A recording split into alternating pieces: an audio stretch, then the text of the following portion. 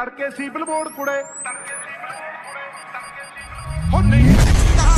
ਮੇਰੀ ਹੱਥ